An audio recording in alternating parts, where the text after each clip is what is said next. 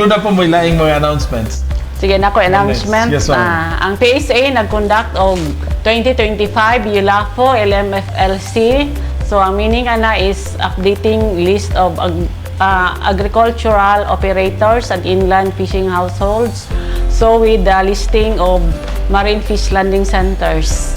So i-conduct na ang going siya and to be finished by November 4.